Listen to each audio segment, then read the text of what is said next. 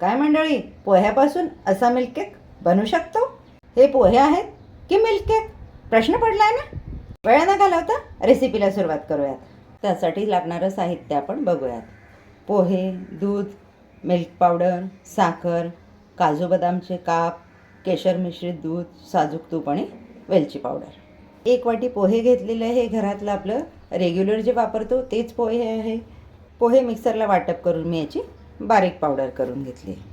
1 वाटी आपण घेतलेला आहे फुल फॅट मिल्क. यामध्ये आपण घालून घेतो अर्धी वाटी पिठी साखर. मी घरातले रेग्युलर साखर मिक्सरला वाटप करून घेतलेली आहे. त्यात घालून घेतोय अर्धी वाटी मिल्क पावडर. हे आपल्याला व्यवस्थित मिक्स करून घ्यायचं आहे, जेणेकरून याच्यामध्ये गिठळ्या राहणार नाहीत. आजची रेसिपी बनवण्यासाठी मी एक वाटीचं माप सेट केलेलं आहे आणि त्या प्रमाणातच सर्व मापं घेतलेली आहेत. यापूर्वी तुम्ही कधी असा पोहे मिल्क केक खाल्ला आहे का? मला कमेंट्समध्ये नक्की कळवा. व्हिडिओ आवडल्यास लाईक करा. पहिल्यांदाच जर चॅनलला भेट देत असाल तर सबस्क्राईब नक्की करा. मिल्क पावडर, दूध आणि साखरेचं मिश्रण आपलं इथे तयार झालेलं आहे. याचा वापर आपण रेसिपीमध्ये पुढे करणार आहोत.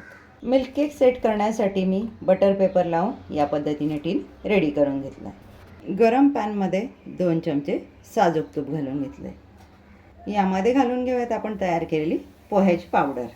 ही पावडर आपल्याला 2 ते 3 मिनटं गॅसची फ्लेम कमी ठेवून व्यवस्थित परतून घ्यायचे, पण तिचा रंग बदलायला द्यायचा नाही किंवा जाळायची नाही आहे.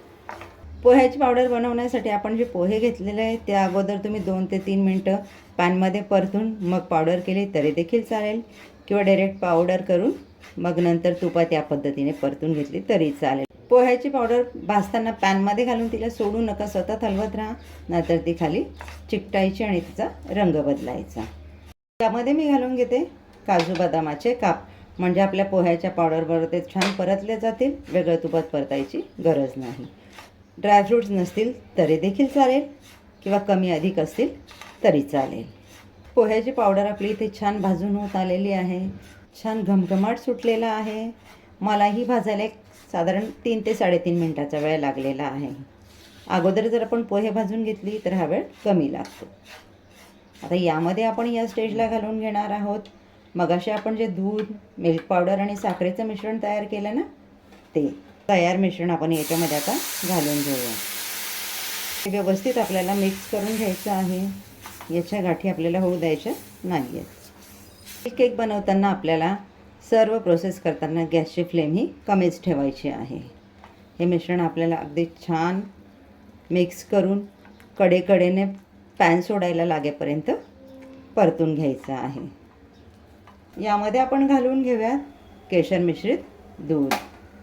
हेही आपल्याला व्यवस्थित मिक्स करून घ्यायचं आहे, म्हणजे यामध्ये केशराचा हलका रंग आणि सुगंध छान उतरतो. यामध्ये ॲड करते मी अर्धा चमचा वेलची पावडर आणि 1 चमचा मिल्क पावडर. पुन्हा हे व्यवस्थित मिक्स करून घेते. मिश्रण सर्व मिक्स करून झालेलं आहे. पॅन सोडायला लागलेला आहे, त्याचं या पद्धतीने गोळा व्हायला लागलेला आहे आणि स्पॅच्युल्याला तुपाचा एक लेअर लागायला लागलेला आहे.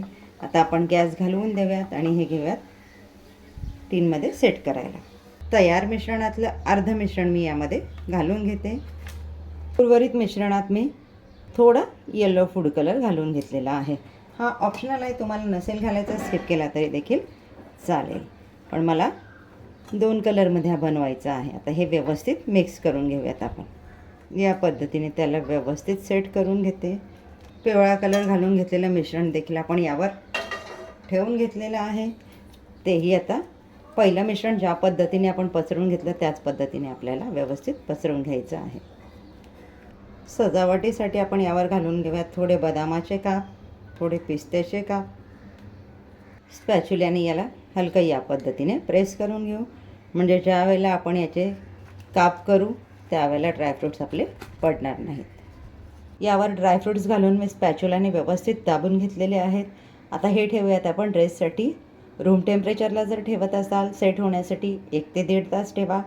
वेळ कमी असेल तुम्ही फ्रीजला अर्धा ते पाऊण तास ठेवलं तरी देखील चालेल.